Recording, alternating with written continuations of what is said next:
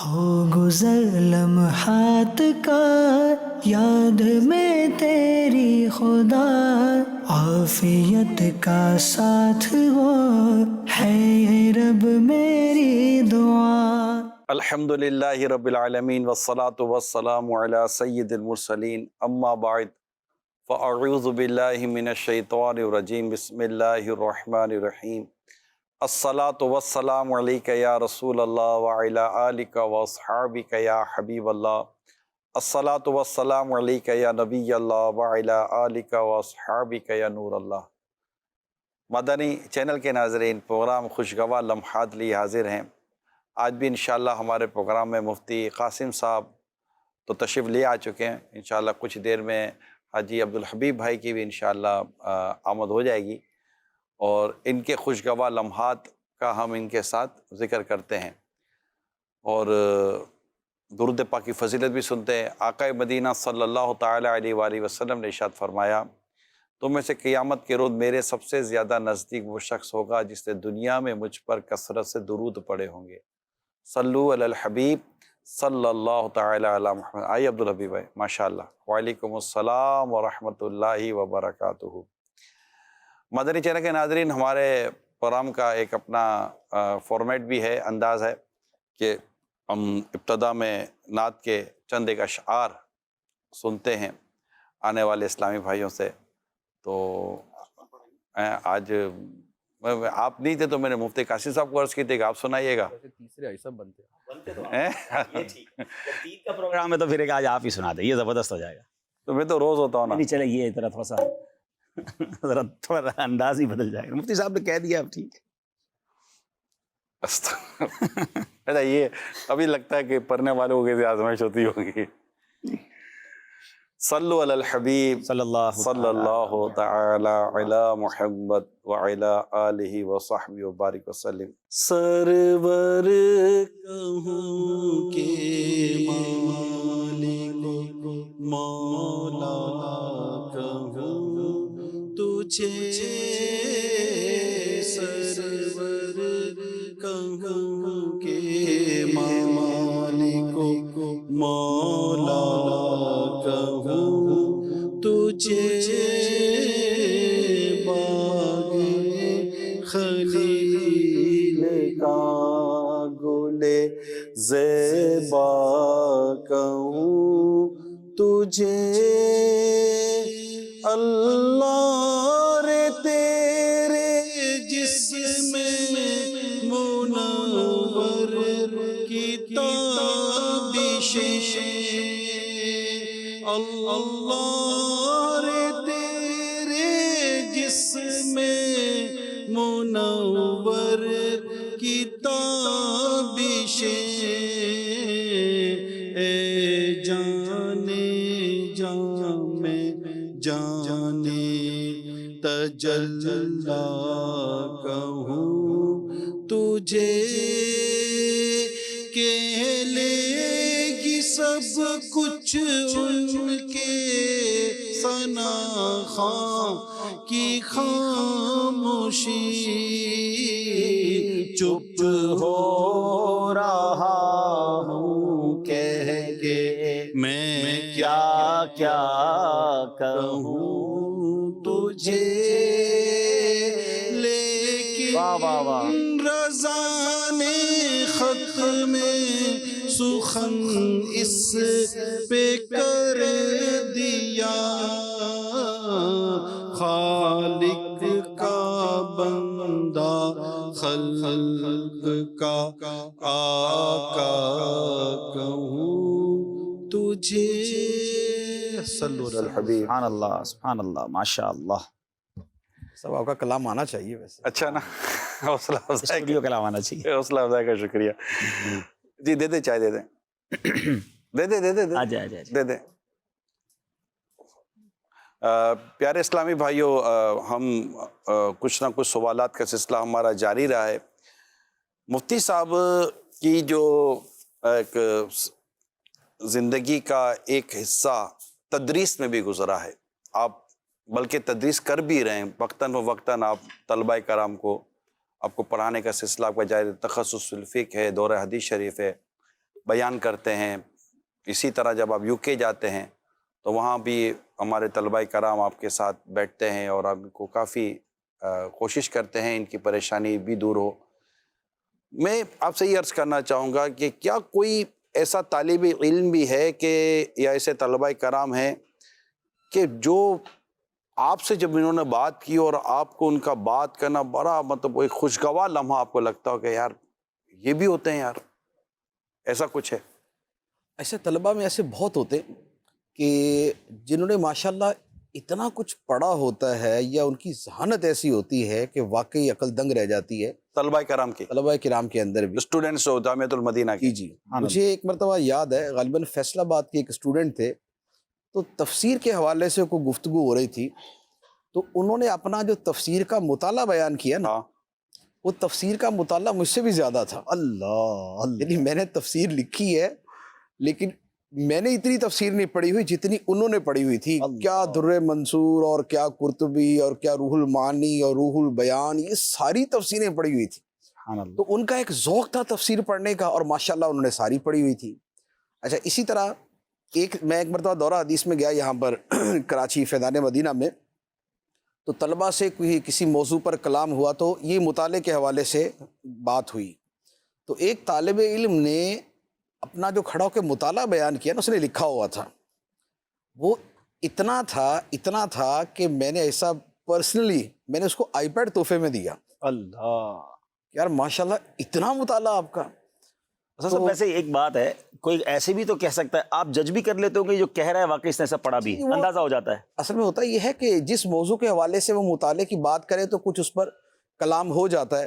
جیسے مجھے یاد ہے اسی اپنا سیشن کے اندر کسی نے تصوف کے حوالے سے بات کی، تو اب مطالعے کے اندر بڑی آسان سی چیز ایک تو یہ ہوتی ہے کہ پہلے کتابوں کے نام پوچھ لیے جائیں، اور یا کسی رائٹر کا نام، کسی بزرگ کا نام لے کے یہ پوچھ لیا جائے کہ ان کی کون سی کتاب ہے، یا کتاب کا نام لے کے پوچھ لیا جائے کہ یہ کس نے لکھی ہے، یا کتاب کا بیان کر کے یہ کہہ دیا جائے کہ یہ کتاب کتنے صفحات تک کی ہے، یا یہ ہے کہ اس کے اندر ابواب کون سے ہیں، یا اس کتاب کی کوئی خاص بات بتائیں.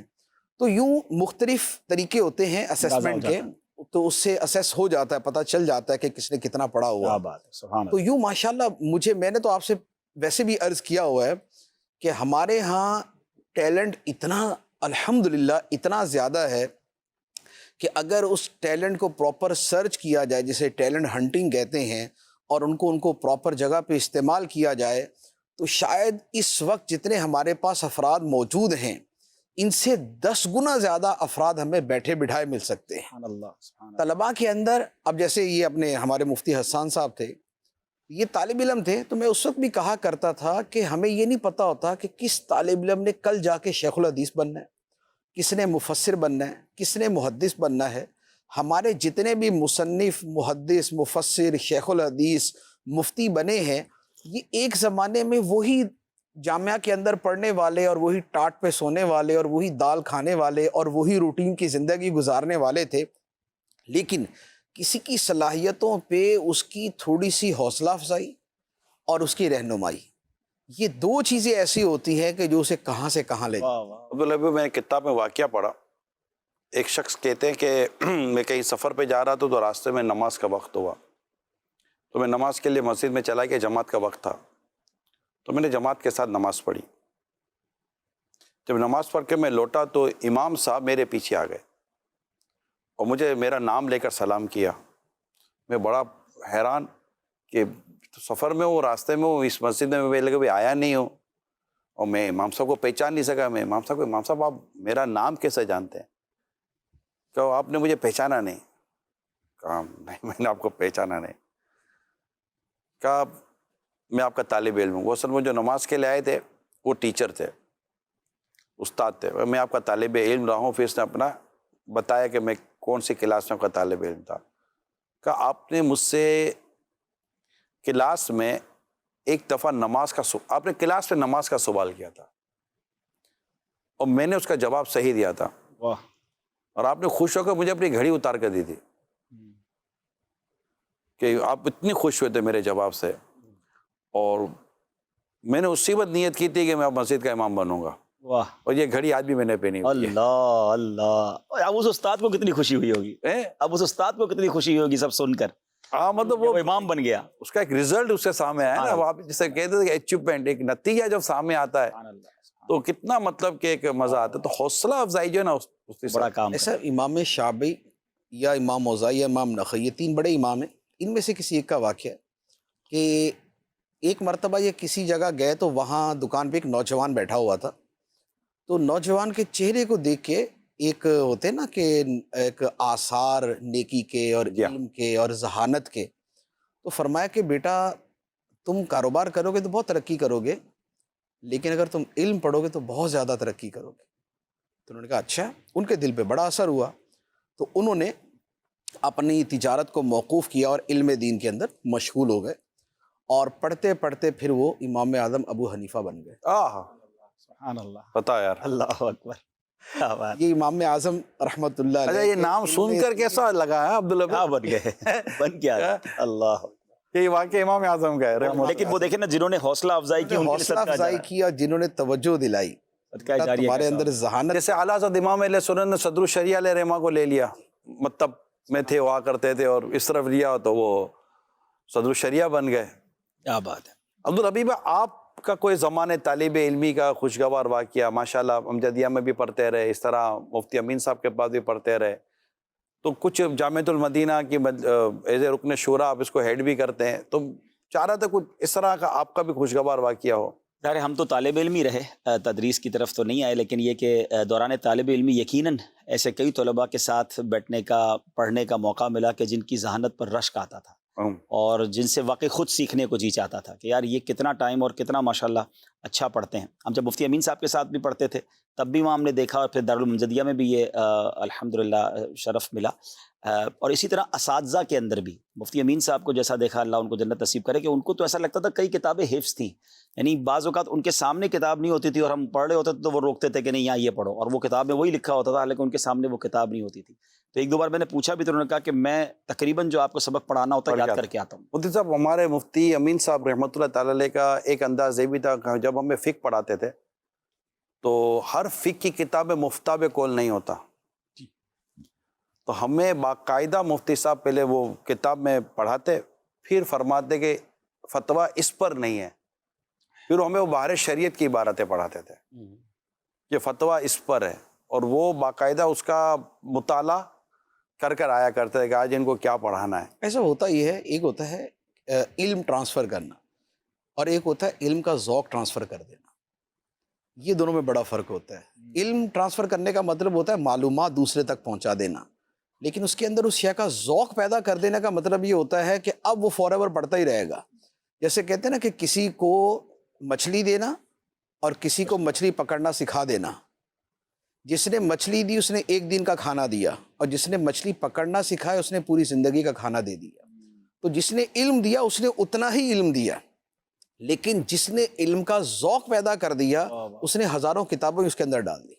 آپ کو عبدالحبیب بھائی اس بات کا اندازہ ہوگا کہ استاد امین صاحب باقاعدہ پوچھا کرتے تھے ہم سے, ہماری روٹین کا پوچھتے تھے کیا کرتے ہو, اور اس طرح کی ان کی رائے بھی دیتے تھے, یہ کرنا چاہیے آپ کو, یہ والی فیلڈ اختیار کرنی چاہیے. یہ جو ذوق والی بات کی نا استاد صاحب, اگر میں نے درس نظامی کمپلیٹ کیا نا تو اس میں مفتی امین صاحب کا یوں کردار تھا, مجھے تو ویسے ہی کوئی دوست لے کے چلے گئے کہ بھائی سب پڑھ رہے ہیں رات کو آپ بھی پڑھیں. میں نے کہا میں کیا کروں گا, چلیں آپ. لیکن جب ہم خامسہ تک پہنچ رہے تو میں نے مفتی صاحب کو بہت پہلے سے کہہ دیا تھا میں رات کو آ سکتا ہوں, میں صبح اٹھ بھی نہیں سکتا اور صبح پڑھ بھی نہیں سکتا.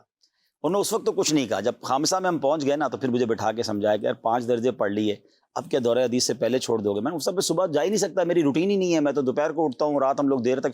کہہ رہے نہیں, مجھے خود لے کر کے دارالمنجدیہ اور خود جا کے انہوں نے میرا داخلہ کرا, اور وہ ذہن دیا کہ نہیں چھوڑنا نہیں ہے, پورا کرنا ہے. پوچھتے تھے مفتی صاحب, ہم امجدیہ میں تھے نا, جیسے میں امجدیہ میں بھی گیا تھا, تو ہم مفتی امین صاحب نے ہم سب کو امجدیہ میں ہی پہلے پرائیویٹلی پڑھایا, اس کے بعد ہمیں امجدیہ میں ابتدائی تھا جامعۃ المدینہ, تو وہاں بھیجا. تو مفتی صاحب پیچھے پوچھا کرتے تھے استاد صاحب ہمارے جانے اور ہمارے پڑھنے کے تعلق, ہمارے اساتذہ سے بھی بات کرتے تھے کیا ہوا. اور جب میں اولا آپ نے جیسے کہا نا تو تدریس کا, تو جب میں نے اولا پڑھا تھا مفتی صاحب, آپ کہتا امین صاحب لکھواتے تھے, وہ کہتے تھے پڑھائیں, وہ کہتے تھے روز پڑھائیں. پھر مجھے کہا تھا کہ آپ تم پڑھانا شروع کرو. میں کہتا ہوں آپ تم اولا پڑھاؤ, ہم اصول ساشی اور آگے کتابوں تک تھے. تو اب تو ملا پڑھاؤ. میں کیسے پڑھاؤں؟ کہا جو بھی فجر کے بعد یا کسی وقت بھی ایک دو نمازی کو 2-3 نمازی کو ذرا موٹیویٹ کرو اور لے کر بیٹھ جاؤ اور پڑھاؤ گے تو آپ کو اولا یاد ہو جائے گا. بڑے حیرت انگیز ہوگا یہ سب. آپ کے تو پڑھنے کے اوپر لوگوں کو یقین بڑی مشکل سے آیا ہوگا, تو پڑھانے کے اوپر تو پھر اتنا ٹائم دینا اور زمان. نہیں, وہ تو پڑھانا شروع کر دیتا ہوں صاحب. مجھے میں الحمدللہ گلزار ابھی مسجد میں وہاں فجر کے بعد کا درس, فجر کی نماز تو درس کی ترکیب وہی تھی, گلزار میں وہیں سامنے رہتا تھا. تو فجر کی نماز کے بعد پھر وہ مل گئے تھے پکا ہو جائے گا پڑھاؤ گے, اور انہوں نے پڑھنا شروع بھی کیا, اور میں نے کہا تو خوش بھی ہو رہے تھے کہ یار پڑھانا شروع کر دیا ہے. اس سے واقعی پتہ چلا کہ یہ پڑھانے سے آپ کی پڑھائی کتنی مضبوط ہو جاتی ہے. ایسا دوبارہ تھوڑی سی ترکیب بنائے نا پڑھانے کی. اب تو دعا کر اللہ تعالیٰ مدنی فیس دے کے لوگ پڑھیں گے, غفلت دور ہو. میں آپ کی ویسے ہی آپ کی جماعت کے اندر یعنی کہ درجے کے اندر جو نا ساری شورا کو شامل ہونا چاہیے. اس کا ہر دوسرے تیسرے مہینے مشورہ ہوتا ہے. مشورہ کر رہے تھے. کال لیتے ہیں.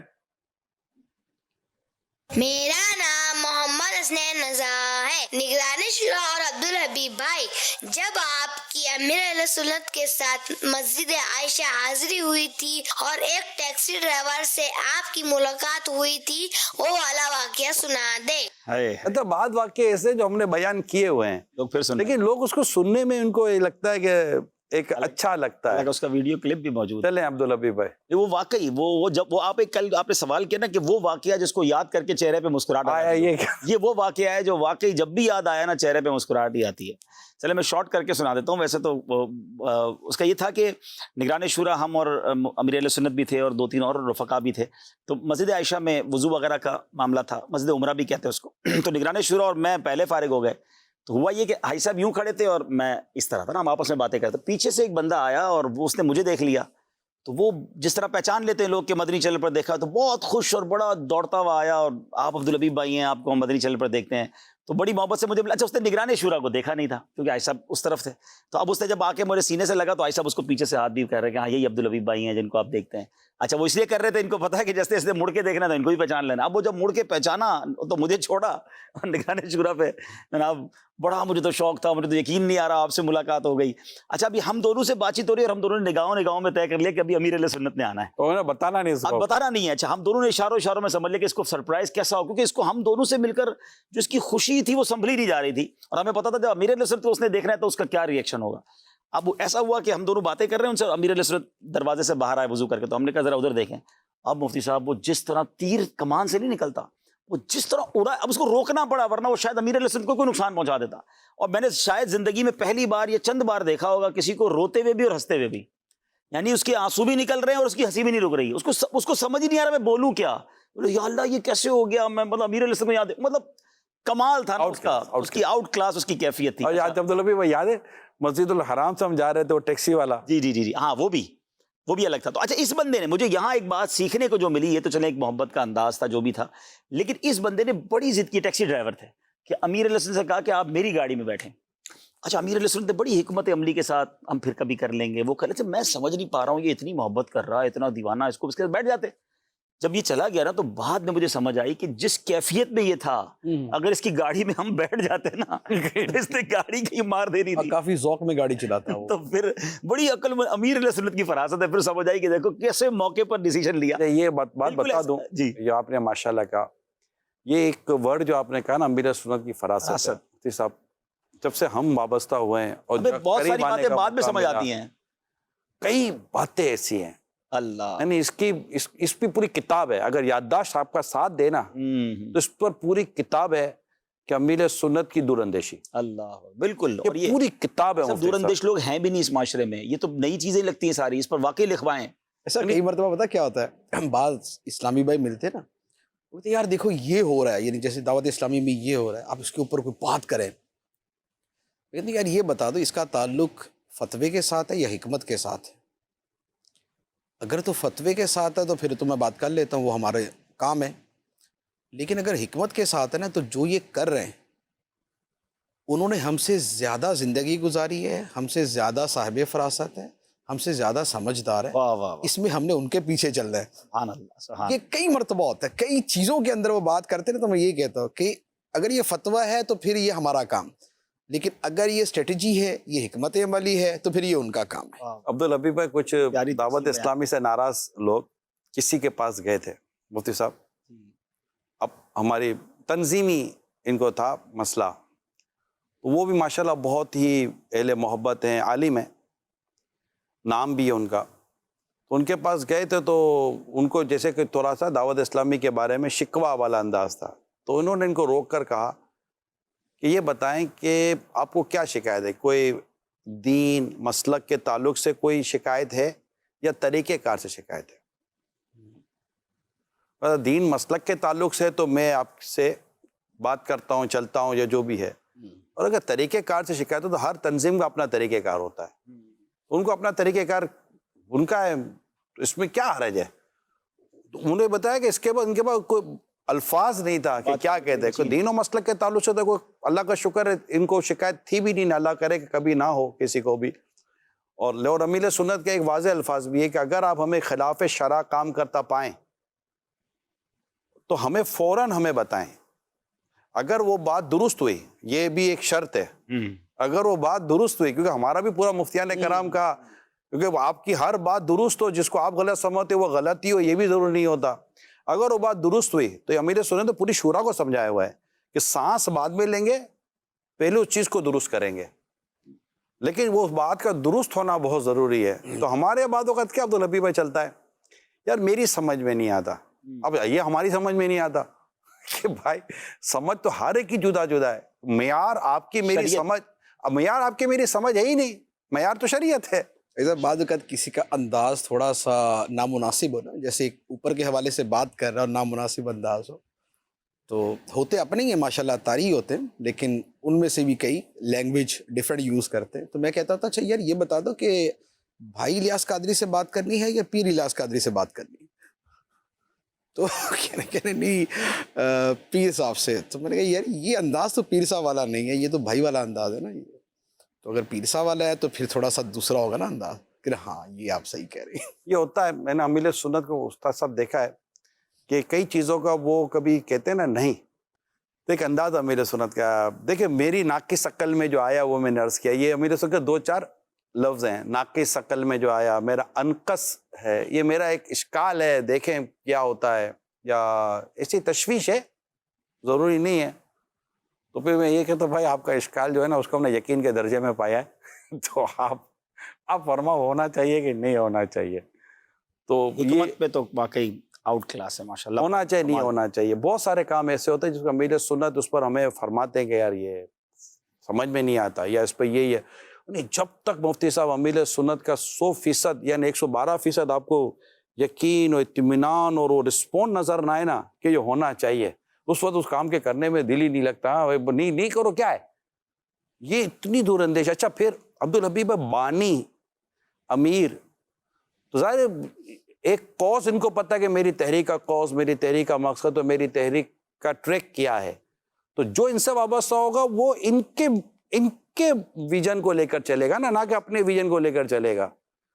تو یہ مطلب کہ غلامی اور پارٹنرشپ میں یہ فرق ہوتا ہے کہ اگر آپ تنظیم میں ایز اے کارکن، ورکر، غلام اور نوکر کے چلتے ہیں تو پھر آپ کو کوئی پرابلم نہیں ہوتا، آپ بہت زیادہ اپنا ایک اندیا دے سکتے ہیں، رائے دے سکتے ہیں، باقی فیصلہ جان دو. لیکن اگر پارٹنر بننے کی کوشش کرتے تو مجھ سے پوچھ کر کیوں نہیں کیا، جو میں کہہ رہا وہ کیوں نہیں ہوا. تو یہ سب مسئلہ ایک فلسفی ایک چرواہے کے پاس آیا، آ کے کہنے لگا کہ دیکھو میں بہت ایکسپرٹ آدمی ہوں، اگر میں تمہیں چند منٹ کے اندر یہ بتا دوں کہ تمہاری یہ بھیڑیں تعداد میں کتنی ہیں تو تم مجھے ایک بھیڑ انعام میں دو گے. اس نے کہا یار مجھے کوئی ضرورت تو نہیں ہے، میری بھیڑیں مجھے تو پتہ ہی ہے کتنی ہیں، لیکن تب بھی چلے تم اپنا علم اگر ظاہر کرنا ہی چاہتے ہو تو کر لو.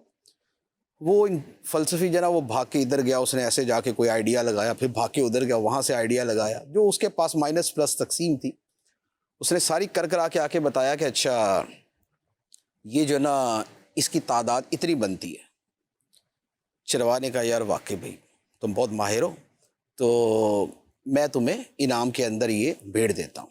اس نے دے دی. اس نے کہا اچھا اب میں تمہیں ایک بات بتاتا ہوں، اگر میں تمہیں صحیح بات بتا دوں تو کیا تم مجھے کچھ انعام میں دو گے؟ اس نے کہا جی. اس نے کہا ٹھیک ہے.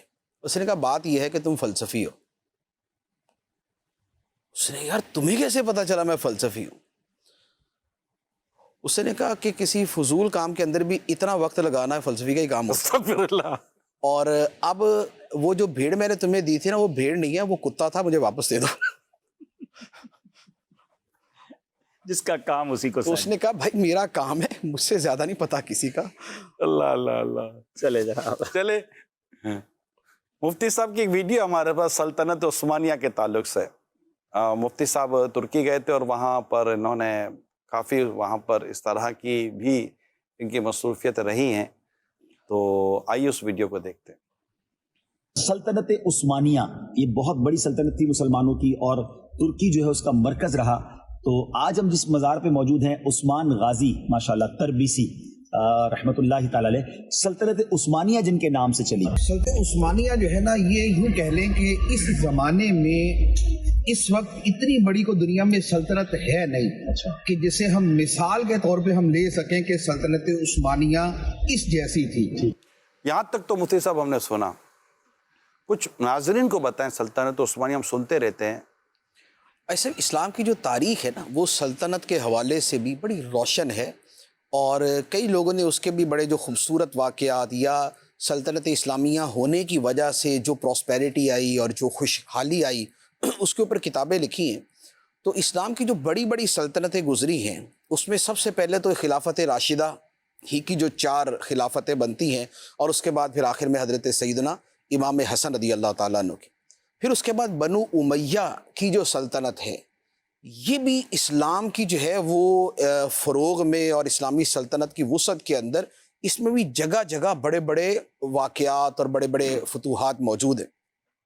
اس کے بعد تھی خلافت عباسیہ. خلافت عباسیہ بھی 400-500 سال تک مسلسل جو ہے بہت بڑے پیمانے کے اوپر ایک رہی ہے, اور یہ یوں کہہ لیں کہ یہ بھی جسے وہ کہا جاتا ہے کہ ورلڈ پاور, سپر پاور جسے کہا جاتا ہے, یہ وہ تھی. تو یہ وہ والی سلطنتیں تھیں. اس کے بعد درمیان میں بہت سی سلطنتیں تو آئی ہیں کہ ہمارے ہاں جیسے مغلیہ سلطنت تھی, اور ملکوں کے اندر جو ہے وہ سلجوق ہو گئے, خلجی ہو گئے, لودھی ہو گئے, یہ سارے تھے.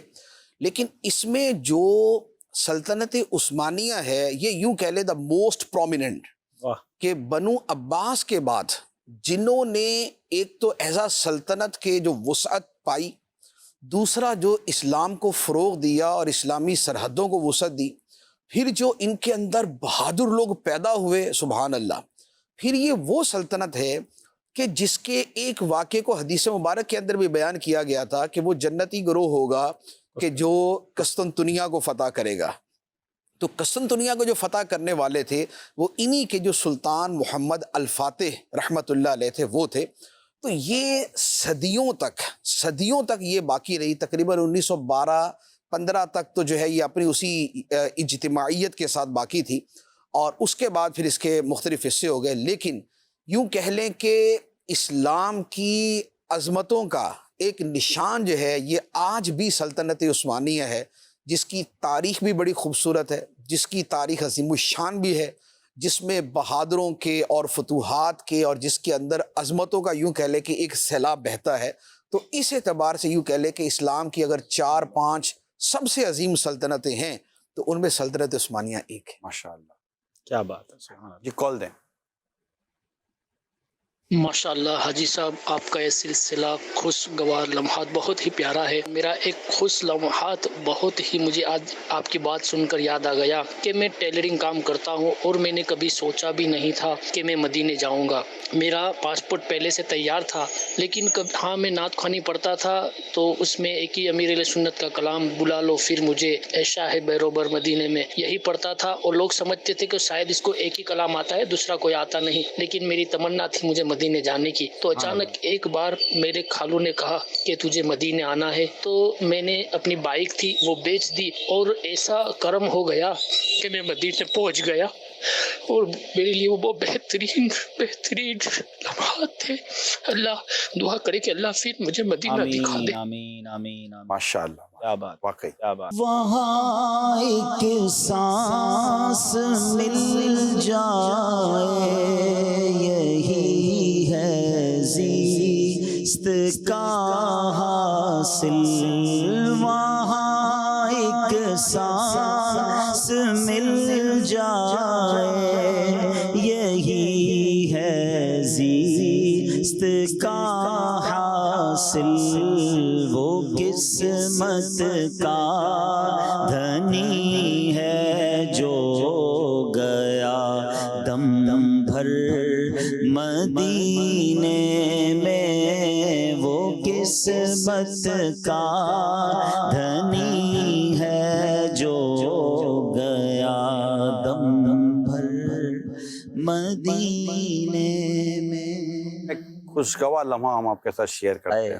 سبحان اللہ، جب امیل سنت اور آپ امیل ساتھ مدینے میں اور آپ کی آنکھوں کے ساتھ وہ معاملہ ہو رہا ہے سبحان اللہ، کہ جو نہ آنکھ شاید بھولے گی، جیسے موبائل کا ہے۔ کبھی زندگی میں نہیں بھول سکتے۔ جی وہ لمحہ دکھائیے۔ پہ نظریں جماتا ہوا در پہ حاضر، یہ تیرا گناہگار ہے۔ یہ تو ہم سب کے لیے، نگران شورا بھی اس میں ساتھ ہے، ہم سب کی زندگی یہ کے تو خوشگوار لمحات ہیں، برسوں کے بعد حاضری ہوئی برسوں تھی۔ کے بعد حاضری تھی۔ سبحان اللہ، سبحان جی دکھائیے۔ اپنا بنایا مجھ کو، سینے لگایا مجھ کو، اپنا بنایا مجھ کو، سینے لگایا مجھ کو۔ ماشاءاللہ، یہ یادگار لمحات ہیں، اللہ کرے دوبارہ آ جائیں۔ آج تو ایک تعداد مدینے مینا میں ہے، اور آج میں ہی تھوڑی دیر پہلے مناظر چل رہے ہیں، مناظر گروپس وغیرہ میں، بس وہی لیکن بڑی تعداد نہیں ہے نا، 60,000 لوگ ہیں، 60,000 لوگ ہیں، لیکن خوش نصیب ہیں ماشاءاللہ۔ ہمارے ڈاکٹر رفیق صاحب بھی اس وقت کے جو ذمہ دار ہیں ماشاءاللہ، وہ اس وقت مینا میں ہیں، ان سے بات چیت ہو رہی تھی، وہ ویڈیوز وغیرہ بھیج رہے ہیں اللہ پاک، اور بھی کافی عاشقان رسول ہیں اللہ پاک ان سب کا سفر کو، اور جو وہیں تھے انہیں کو اجازت ملی۔ جی عرب شریف میں رہنے والوں کو اجازت ملی۔ اللہ اکبر، اللہ، یہ بھی ایک قصہ ہو گیا۔ اللہ اکبر، اللہ کرے گا اگلے سال انشاءاللہ۔ جی کال دیں۔ میں یہ پوچھنا چاہوں گا جی عبدالحبیب جی عمران اتاری سے کہ آپ دونوں نے امجدیہ میں اگر پڑھا ہے تو کیا آپ نے مکمل درس نظامی کیا، اور آپ ایک دوسرے کو کب سے جانتے ہیں؟ بچپن سے دوستی ہے یا بڑے ہونے کے بعد جانتے ہیں؟ یہ بھی بتا دیجئے۔ عبدالحبیب بھائی نے تو پورا کیا، میں نے پورا نہیں کیا درس نظامی۔ عبدالحبیب بھائی نے درس نظامی پورا کیا ہے، اور عبدالحبیب بھائی کی دستار فضیلت بھی امجدیہ میں ہی ہوئی تھی، میری بھی حاضری ہوئی تھی۔ مفتی امین صاحب کی جب دستار فضیلت ہوئی تھی نا، تو انہوں نے امیل سنت سے بڑی درخواست کی تھی کہ آپ آئیے گا، میری دستار فضیلت آپ کے ہاتھ سے، تشریف لے تو گئے امیل سنت تشریف لے گئے تھے امجدیہ، اور امجدیہ میں، اور وہ جو باندھتے علماء کرام، اس میں ان کا ایک ذوق تھا کہ میری دستار فضیلت میں میرے پیر صاحب بھی شامل ہوں، بڑے زبردست مرید تھے، زبردست مرید تھے۔ تو عبدالحبیب بھائی نے پورا کیا، میں مکمل نہیں، میرا مکمل نہیں ہوا درس نظامی۔ سابیہ تک آپ پڑھے؟ بس وہ دور حدیث شریف سے پہلے ہی فارغ نکل گیا۔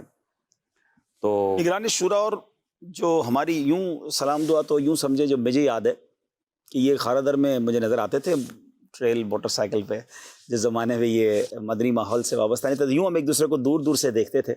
میرا خیال ہے کہ آپ کے ماحول میں آنے کے بعد پھر جب آپ حج پر گئے تھے، پھر میرے والدین بھی وہاں پر تھے، تو اس کے بعد پھر شاید ایک آدھ تھوڑا قریب پھر وہ باپو شریف کے ساتھ تو آپ کا وہ سفر ہوا تھا مدنی شریف کا شروع ہوتا تھا، تو وہ آپ چونکہ اس کو بہت زیادہ آرگنائز کرتے تھے، جی تو ہمیں پاسپورٹ ان کے پاس جمع کرانا ہوتا تھا، تو وہ اس وقت بھی پاسپورٹ کے پاس جمع کرانا تھا، اب بھی پاسپورٹ ان کے پاس ہی جمع کرانا ہوتا ہے۔ اچھا، میں سب یہ سمجھتا تھا کہ آپ رشتہ دار ہیں تو شاید آپ نے کو گود میں کھلایا ہوگا۔ نہیں، ایسا نہیں، اتنا فرق بھی نہیں ہے۔ چلے آج دیکھ لیں، ویسے آپ میری عمر پر اٹیک کرتے ہیں، آج کاؤنٹر آ گیا ہے، گود میں کھلایا تو یعنی آپ میرے ابا جتنی عمر کے لگتے ہیں۔ اٹیک نہیں کیا ہے، آپ کی عمر پر تو قوم کلام کرتی ہے، اور اس کے لیے بزرگ ہونا، بہت بڑا ہونا ضروری نہیں ہے۔ بڑا بھائی بھی چھوٹے بھائی کو گود میں کھلاتا ہے، 2-4 سال کا فرق ہوتا ہے، اس میں کیا آ رہا ہے جیسے سنبھال لیا، دیکھیں ٹھیک ہے۔ تو ہے، رشتہ بھی ہے لیکن تھوڑا سا دور کا ہے، مگر یوں تعلقات ہمارے دعوت اسلامی میں آنے کے کچھ عرصے کے بعد ہی، باپو شریف کے ساتھ جب مدینہ شریف ہم سفر کئی ساتھ ہوئے، ہمارے عمرے کے، شام کا سفر ساتھ ہوا، اس کے علاوہ دیگر ممالک کے سفر ساتھ، عراق کا سفر ساتھ ہوا، وہ یادگار سفر تھا عراق کا سفر، یا اللہ اللہ اکبر، عراق کا سفر، یعنی یہ خوشگوار، تو اس کو کیا خوشگوار تو اس لیے تھا کہ غوث پاک کے دربار میں جا رہے تھے تو بڑی تمنا سے جا رہے تھے، لیکن موسم اور ایسا ٹریول زندگی میں، حالانکہ وہ واپسی عبدالحبیب عراق سے ایران کا جو بارڈر تھا، ایسے ٹریول جو ہے میں نے زندگی میں جو ہے نا وہ بہت کیے ٹریول، لیکن ایک تو اتنی سنو فالنگ اور اتنی لانگ ڈرائیو، خاص طور پہ جاتے ہوئے بھی جب برف کے اوپر سے گاڑی ہماری چل رہی تھی اور وہ ساری رات چلتی رہی، دن میں برف، اور پھر وہ جو خاص طور پہ بارڈر پہ جو واقعہ ہوا تو وہ سارے زندگی عراق کے بارڈر پر ہماری رات کو دیر تک ہم پہنچے، اور ابھی یہ تھا کہ ہمیں ایران کی طرف بارڈر پہ جانا، بائی روڈ گئے تھے نا، by road, by via Iran by air, اور وہاں سے اور وہاں یہ تھا کہ ایران کا بارڈر بند ہو گیا ہوگا، تو ہمیں کہا کہ تم دونوں جا ایران کا بارڈر دیکھ کر، کھلا ہے کہ بند ہے، پوری بس تو نہیں جائے گی۔ اچھا، ان کو تو چونکہ سفر کا تجربہ تھا تو ہم چل بھائی عبدالحبیب بھائی چلتے ہیں، تو ہم دونوں چل پڑے پیدل، انٹرنیشنل پیدل چلے بارڈر دیکھنے، بارڈر دیکھنے۔ ایک بارڈر پہ کھڑے ہیں اور دوسرے بارڈر کو دیکھنا کہ وہ کھلا ہے کہ نہیں، کھلا ہے کہ نہیں، اور وہ جو بیچ کی جگہ ہوتی ہے نا وہ اب میں وہاں پہنچا تو انہوں نے ایک انکشاف کیا کہ عمران جانتے ہو یہ کون سی جگہ ہے؟ کہ یہ کون سی جگہ ہے؟ یہ انٹرنیشنل ٹیریٹری کہلاتی ہے۔ تو یہ کیا ہوتی ہے؟ جہاں سے اسمگلر گزرتے ہیں۔ نہیں، اگر اس جگہ پر کوئی جرم آ جائے نا یا کوئی آپ کے اوپر اٹیک ہو جائے تو دونوں ملکوں میں سے کسی کا بھی قانون نہیں ہوتا، کوئی بھی نہیں ہے، چھوٹا سا آدھا کلومیٹر میں کہا یار یہ بات یہاں بتانے کی کیا ضرورت تھی بھائی، جب بارڈر پر پہنچ ہی رہے تھے ادھر بتانے کی کیا ضرورت ہے؟ یہاں تک پہنچیں گے نہیں تب تک ہم یہ سوچتے رہے کہ ادھر سے کچھ ہو جائے تو پھر وہاں پہنچے تو وہ تھے بارڈر پر لوگ، بڑی مشکل سے دروازہ ان کا کھلوایا، وہ بڑی بارش بارش اور برف باری اور بڑا وہ جو آنا جانا وانا وہ تھا یادگار تھا۔ کال دیں، سفر عذاب کا ٹکڑا ہے۔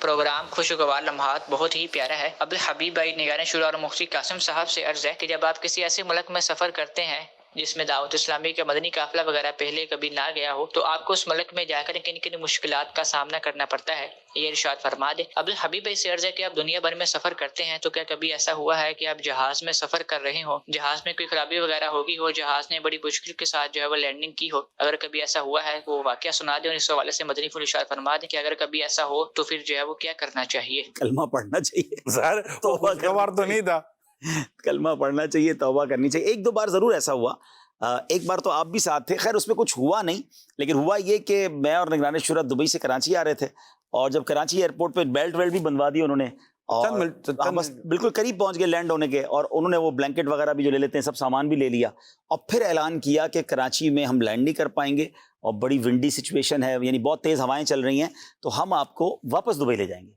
اچھا، ہم کراچی کے قریب پہنچ گئے، اچھا کراچی میں ایسی ہواؤں کا تصور بھی نہیں ہے، میں نے ایسا کچھ ہو گیا ہے کراچی میں، کوئی واقعہ ہوا ہے یہ میں بتا نہیں رہے۔ اچھا میں نے فوراً جو ہے نا وہ جہاز کے اندر سے ہی کال ملائی، کارڈ تھا میرے پاس، تو یہ ہمارے الطاف بھائی نا پی آئی میں ہوتے تھے، اتنا نیچے آگے تو فون بھی مل جاتا ہے، وہ اتنا نیچے نہیں تھا، اوپر چلا گیا تھا واپس نا، تو میں نے الطاف بھائی کو کال کی کہ الطاف بھائی کچھ کراچی میں پرابلم ہے، جہاز لینڈ نہیں ہو رہے، تو انہوں نے کہا نہیں ایسا تو کچھ نہیں ہے، تو میں نے کہا ہمیں تو جہاز میں یہ بتایا، ہمیں تو واپس دبئی لے جا رہے ہیں، میں تھوڑی دیر میں آپ کو دوبارہ کال کرتا ہوں، آپ چیک کر کے بتائیں۔ انہوں نے بتایا کہ ونڈی سچویشن ہے، تھوڑی دیر بعد پھر فون کرنے کا نہیں، واقعی بہت تیز ہوائیں اچانک چلنا شروع ہوئی ہیں ایئرپورٹ کے اطراف میں، تو سارے جہاز ڈائیورٹ کر رہے ہیں، تو پھر ہم واپس دبئی گئے، تھوڑا ویٹ کیا، 2-3 گھنٹے بعد پھر واپس جو ہے نا ہم آئے۔ تو میں ایسا کوئی کہہ رہا تھا جو بچے ہوتے ہیں نا، جہاز میں بیٹھنے کا بڑا شوق ہوتا ہے، تو وہ کہتے 3 چکر مل گئے ایک ٹکٹ میں، خیر ہمارا تو پورا دن نکل گیا، لیکن آپ کی تو ماشاءاللہ پوری فیملی کو بھی ملا تھا نا۔ جی تو ویسے یہ ہے، یہ عجیب بات ہے، دبئی لے گئے، گوادر بھی اتار دیتے جا کے، وہ اپنے آپ جہاز تھا نا ان کا، تو وہ زیادہ سیف وہاں سمجھتے ہوں گے، تو اس لیے وہاں لے گئے۔ ایک بار بڑا خطرناک معاملہ ہوا تھا، سید عبدالقادر شاہ صاحب بھی تھے، باپو شریف بھی تھے،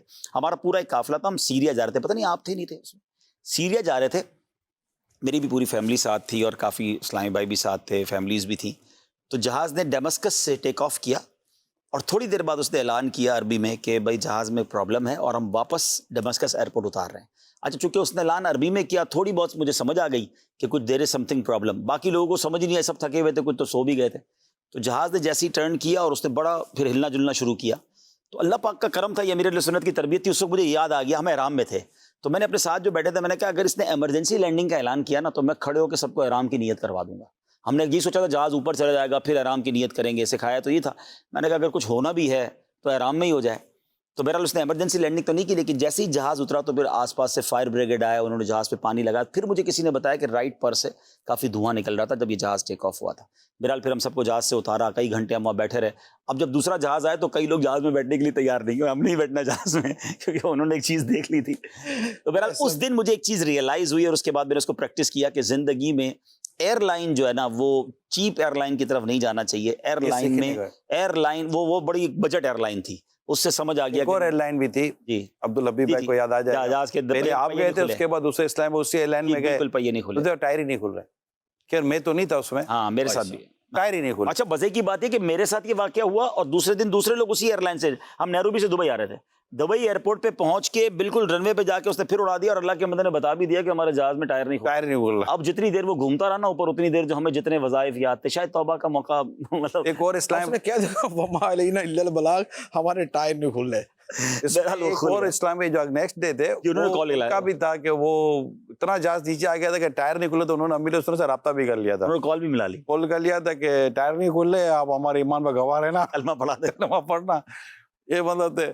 तो ये भी सूरत हालात है। उसमें क्या था अब्दुल हबीब, उसमें एक इस्लाम पे सोए हुए थे जी, और ये भी एक चीज थी, वो सोए हुए थे, कब जहाज हिला, कब टायर नहीं खुला, कब लैंडिंग, उसको पता है कोई नहीं है, उतर गया जहाज, उतर गए। मैं इस पर कभी सोचता था, ये सोचता था कि क़यामत के दिन भी तो ऐसे लोग होंगे जिन्हें क़यामत की होने वाली घबराहट का पता ही नहीं होगा, और क़यामत इनके लिए बिल्कुल लम्हे में जैसे गुजर जाएगी। कि कुछ ऐसे लोग होंगे कि वो जो बड़ी घबराहट है जी हाँ, वो उन्हें गमज़दा नहीं करेगी और फरिश्ते उनका इस्तिकबाल मैं ये करेंगे। सोचता था अब्दुल हबीब, उनका जो बाज़ों का नहीं पता हो तो नहीं पता, उनको नहीं पता था।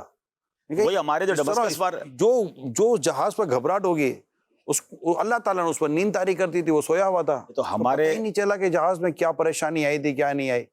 तो पता नहीं क़यामत के दिन अल्लाह ताला अपने जिन बंदों पर खास फजलो करम फरमाएगा, उनको अल्लाह ताला क़यामत की कैसी घबराहट से बचाएगा मोती साहब। ऐसे जिनके लिए क़यामत का वक्त जो है वो 2 रकत नमाज के बराबर होगा, तो अब वो 2 रकत नमाज का वक्त जो अल्लाह ताला ने उनके लिए इतना जो है ना वो जल्दी कर दिया, शॉर्ट कर दिया, तो ये इसीलिए किया ना कि उनको इस तरह की कोई फीलिंग ही ना हो, ना गर्मी की, ना किसी और शय की।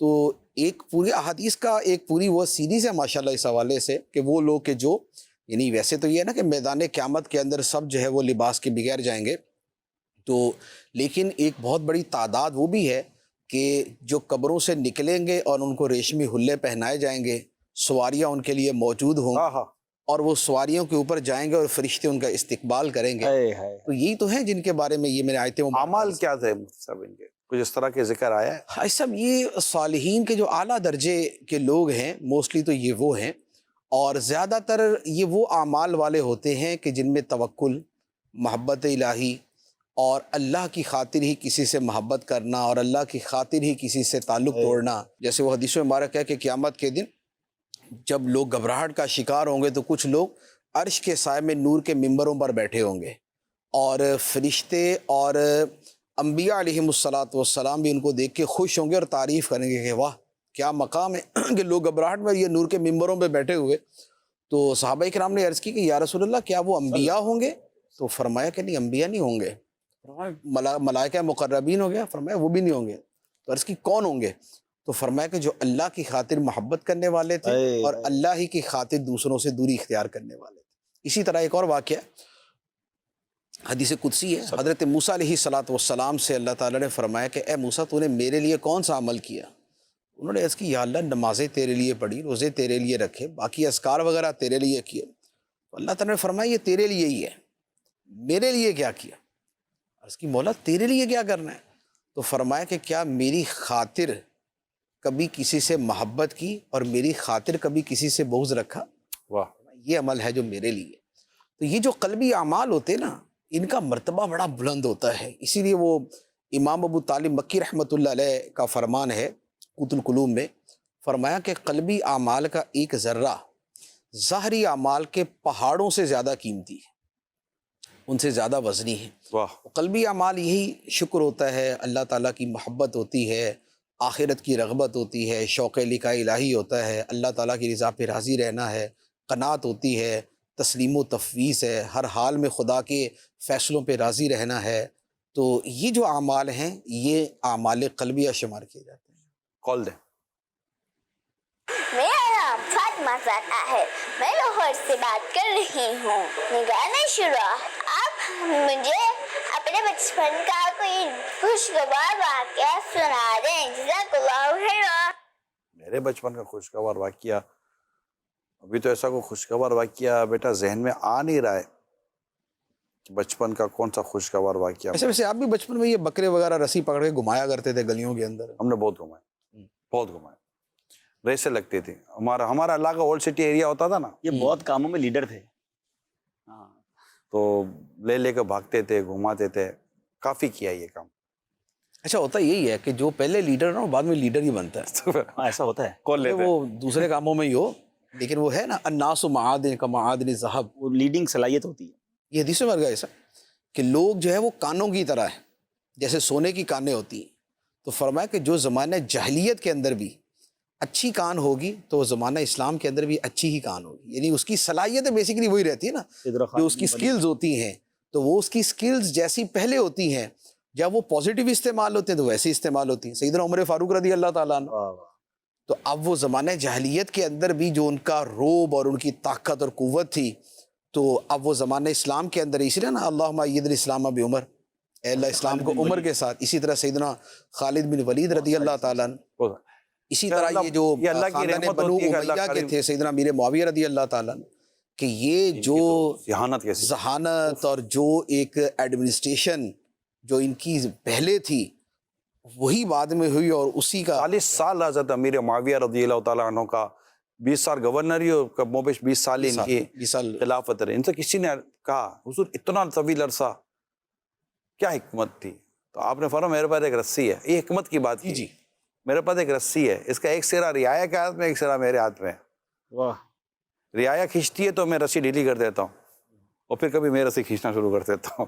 تو یہ چلتا رہتا ہے. اس میں کتنی حکمت چھپی ہوئی ہے. ایسے اس میں ایک اور اس کی یعنی کہ اسی کو ایک اور انداز میں بھی بیان کیا گیا کہ آپ نے فرمایا کہ میں تعلقات کس حد تک باقی رکھتا ہوں.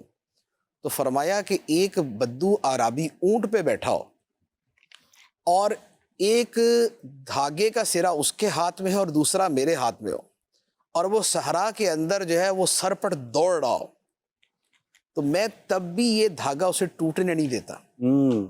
یعنی وہ مجھ سے اس قدر بھاگنے کی کوشش کر رہا ہے لیکن میں پھر بھی جو نا اس سے تعلق جوڑ کے رکھتا ہوں. واہ واہ. تو یہ ہے کامیابی کا راز. تعلقات کو آخری حد تک باقی رکھنا. اسی لیے اس پر باقاعدہ کتابیں ہیں حلم معاویہ کے نام سے. سیدنا امیر معاویہ رضی اللہ تعالیٰ عنہ کا جو حلم اور بردباری تھی.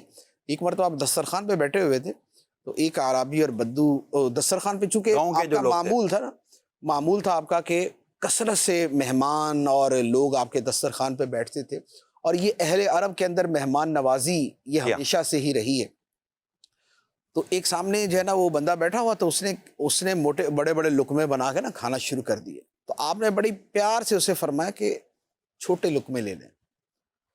تو اب وہ چونکہ بالکل ایک ان پڑھ ٹائپ کا آدمی تھا اس نے کہا میرے لقمے تاڑے ہو آپ بیٹھے ہوئے، جو میں نہیں کھاتا تمہارے دسترخوان سے، یہ کون سی مہمان نوازی ہے کہ مہمان کے لقمے تاڑے جائیں. اٹھ گیا وہ. اللہ. آپ اس کے پیچھے معذرت کرتے رہے یار مجھ سے غلطی ہوگی، میں نے آپ کی سہولت کے لیے یہ بات کہی تھی کہ بڑا لقمہ گلے میں اٹک جائے گا آپ تکلیف میں آ جاؤ گا. نہیں میں ایسی مہمان نوازی چاہیے نہیں مجھے. اٹھ کے چلا گیا لیکن آپ اس کے جانے تک اس سے معذرت کرتے رہے کہ میں اپنی جو ہے نا وہ غلطی سے آپ سے معذرت کرتا ہوں. تو ورنہ بادشاہ ہو تو اچھا اس کو لمبا لٹاؤ، اس کو نیچے ایک وہ کیا نام ہے چمڑا بھی بچھاؤ تاکہ خون ادھر ادھر نہ گرے، اس کی گردن کاٹو اس کی. کھول دیں. اللہ اکبر. مفتی قاسم صاحب کی خدمت میں عرض ہے کہ جب آپ اسکول لائف میں تھے اور آپ مدنی ماحول سے وابستہ ہو گئے تو آپ چونکہ اب مدنی ڈریس میں اسکول جایا کرتے تھے تو آپ کے ہیڈ ماسٹر شاید آپ کو روکا کرتے تھے، تو وہ لمحات آپ کے کس طرح گزرے ذرا اس کا اگر آپ تذکرہ کر دیتے. میرے پیارے پیارے مفتی صاحب، آپ نے اپنا بچپن کیسے گزارا اور آپ مفتی کتنی عمر میں بنے؟ جزاک اللہ خیر. ماشاءاللہ ماشاءاللہ. امامہ شریف باندھنے کا تو یہ تھا، میٹرک کی یہ بات ہے. میٹرک میں نے پرائیویٹ کیا تھا، یعنی کہ اسکول ریگولر اسکول میں نہیں جاتا تھا. حفظ کیا تھا، حفظ کے بعد 4 مہینے تھے تو میں نے خود جو ہے نا وہ پرسنل تیاری شروع کر دی. تو میرے والد صاحب نے مجھے فرمایا کہ اسکول چلے جاؤ تو چلو اساتذہ ہوتے ہیں بعض باتیں خود نہیں سمجھ آتی ان سے سمجھ آ جائیں گی. تو میں اسکول چلا گیا، جاتا تھا امامے میں. تو وہاں ایک ٹیچر تھے، انہوں نے مجھ سے کہا، ہیڈ ماسٹر نہیں تھے ٹیچر تھے، تو انہوں نے مجھے کہا کہ یار آپ اسکول میں امامہ نہ پہن کے آیا کریں کیونکہ ہمارا ایک ڈریس ہے اسکول کا یونیفارم ہے تو یہ اسے ہٹ کے ہے تو اس لیے جو ہے نا وہ آپ اتار کے آئیں. تو میں نے اس سے کہا کہ بھئی ڈریس جو ہے نا وہ یعنی میں نے کہا ڈریس تو یہاں سے ہے نا، سر ننگا ہونا تو ڈریس کے اندر شامل نہیں ہے. لیکن چونکہ میں ریگولر اسٹوڈنٹ نہیں تھا تو اس لیے بہرحال میری بات جو کہنا وہ قبول بھی نہیں تھا ان کو. دوسرا اس کے پیچھے یہ تھا کہ تھوڑا سا ذرا اور بھی اس میں وجہ تھی، مسئلے کی وجہ تھی. تو انہوں نے خیر ہیڈ ماسٹر کو جا کے شکایت لگا دی. ہیڈ ماسٹر نے مجھے انہوں نے خیر اچھے انداز میں بات کی. انہوں نے کہا دیکھیں بیٹا یہ ہم جو ہے نا آپ کی وجہ سے ہم اپنے اسکول کے اندر کانفلکٹ نہیں کر سکتے اس طرح کا. تو میں نے کہا ٹھیک ہے بغیر امامے کے تو میں اسکول نہیں آؤں گا. میں پہلے بھی تیاری کری رہا تھا بھی کر لوں گا. تو میں نے پھر گھر پہ تیاری شروع کر دی. تو میں خود ہی تیاری کر کے جب میں نے اپنا امتحان دیا ایگزام دیے تو میری بورڈ کے اندر پہلی پوزیشن تھی. تو اب وہ پورے فیصل آباد کے اندر. تو اب جب میں وہاں پر اس کا ایوارڈ وصول کرنے گیا, وہ تھی شیلڈ تھی اور وہ تھا میڈل تھا اور اس کے علاوہ اور بکس وغیرہ تھی. تو وہاں پر وہ ہیڈ ماسٹر صاحب بھی موجود. وہاں بھی امامے میں گیا. وہاں بھی امامے میں گیا میں. واہ. وہاں تو امامے میں گیا تو وہ بعد میں مجھے ہیڈ ماسٹر صاحب ملے اور بڑا وہ شرمندہ سا ہوئے نا کہ وہ بیٹا بس مجھے پتہ نہیں تھا آپ کا کہ آپ اتنے صحیح. تو میں نے کوئی بات نہیں کی, میں نے کہا نہیں بس آپ دعا کیجیے گا. تو وہ تھا کہ امامہ پہن کے اسکول جایا کرتا تھا. کیا بات, قابل تقلید ماشاء اللہ. عمل ہے. اللہ تعالیٰ ہمیں بھی امامے سے محبت دے اور سنت کے مطابق امامہ سر پر سجانے کی توفیق عطا فرمائے. میں آپ سب کو دعوت دوں گا جو امامہ شریف سر پر نہیں سجاتے, پیارے آقا اللہ کے آخری نبی محمد عربی صلی اللہ تعالی وسلم کی بڑی پیاری سنت ہے, سنت متواترہ دائمہ. نبی پاک صلی اللہ تعالی علیہ وسلم اپنے سر مبارک پر ٹوپی پر ہمیشہ امامے کا تاج سجایا ہے. تاج والے دیکھ کر تیرا امامہ نور کا سر جھکاتے ہیں الہی بول بالا نور کا. اللہ امامہ شریف سر پر سجانے کی, چہرے پر ایک مٹھی داڑھی سجانے کی, سنت پر عمل کرنے کا اللہ آپ کو ہم سب کو توفیق عطا فرمائے. کال لیتے ہیں. پیارے نگران شورا مفتی صاحب اور عبدالحبیب بھائی, میرا آپ کی بارگاہ میں سوالات ہے کہ ویسے تو امیر اہل سنت ماشاءاللہ ہر کسی کو ہی بہت کچھ عطا فرماتے ہیں, لیکن اگر آپ تینوں سے کہا جائے کہ آپ کوئی چیز مانگے امیر اہل سنت سے اور بس ایک ہی چیز ہونی چاہیے, تو آپ کیا چیز مانگیں گے؟ بے حساب مغفرت کی دعا. جنت میں ان کا ساتھ, امیر علیہ سنت ساتھ جنت میں لے جائیں ہم سرکار کے پیچھے پیچھے انشاءاللہ. آپ دونوں نے جو مانگا میں دونوں ساتھ مانگوں. سبحان اللہ, سبحان اللہ. میرے والد صاحب کی نا عادت تھی کہ وہ کسی بھی عالم یا امام مسجد یا خطیب, انہوں نے اپنے ہاتھ سے پرچیاں لکھی ہوئی تھی کہ میرے لیے بے حساب مغفرت کی دعا کر دیجئے گا. تو نیچے اپنا نام بھی لکھا ہوتا تھا. کافی ساری پرچیاں, وہ 100 کے قریب پرچیاں لکھی ہوتی تھی والد صاحب نے, وہ جیب میں ہوتی تھی. تو جہاں جمعہ پڑھتے یا کوئی اور اس طرح کا کوئی عالم مل جاتا نا تو ان کو پرچی پکڑا دیتے. بعد اگر گفتگو کا ٹائم نہیں ملتا تھا تو پرچی دے دیتے. تو اس طرح بہت ساری پرچیاں بہت سے لوگوں کو دی ہیں, اور میں جو ہے وہ ان کے انتقال کے بعد جو ہے نا وہ پرچیوں کی ایک پوری وہ جو گڈی کہہ لیں آپ, تو وہ موجود تھی.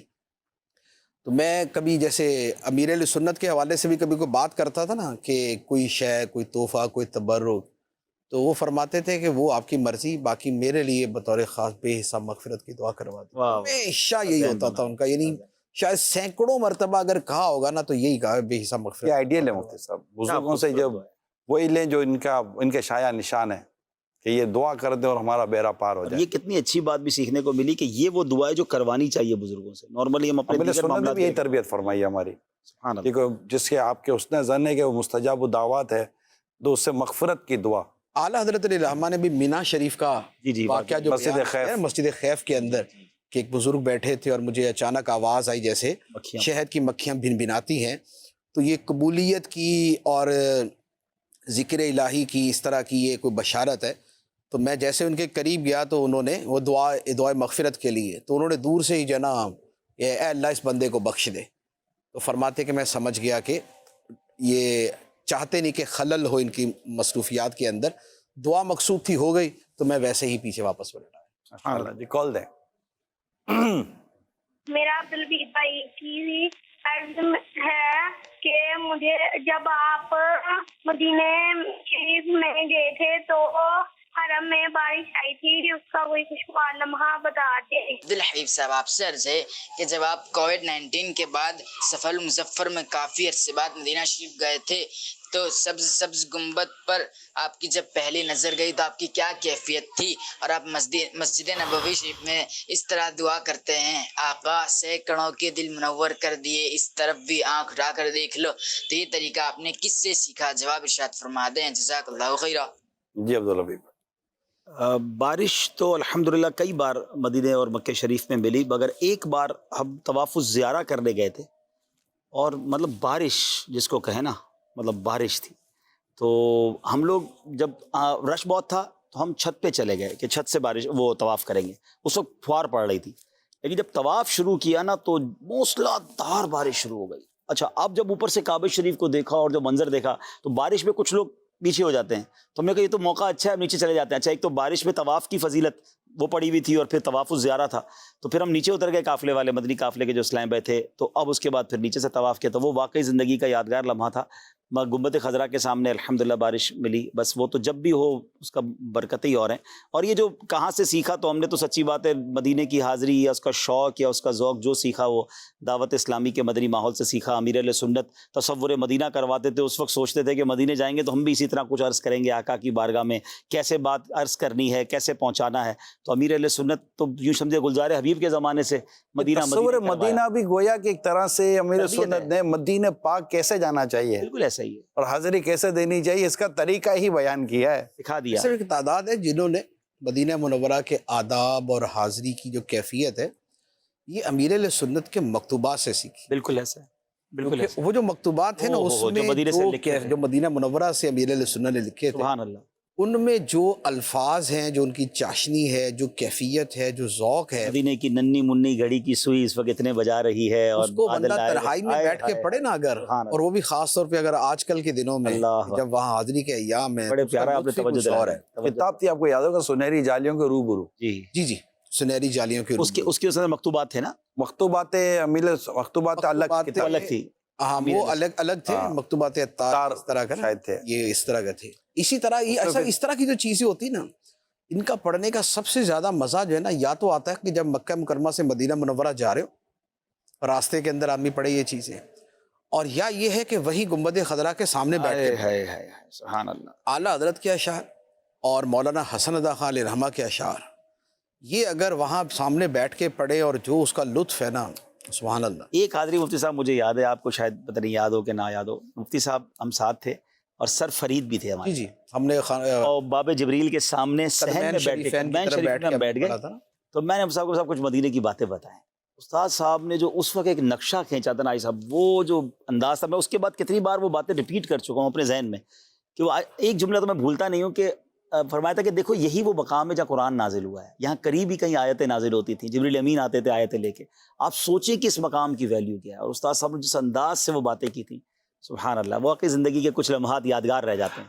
اللہ کریم ہمارا ایمان سلامت رکھے اور بار بار ان مقدس مقامات کی حاضریاں نصیب ہوتی رہیں. آخری وقت ہو, مدینہ پاک میں ہو, آقا کے جلووں میں ایمان پر شہادت کی صورت میں کلمہ پڑھتے پڑھتے درود پڑھتے پڑھتے کاش ہماری جان نکل جائے. آمین آمین. بقیہ پاک میں 2 گز زمین مل جائے, بے حساب جنت میں داخلہ مل جائے, آقا کا پڑوس نصیب ہو جائے.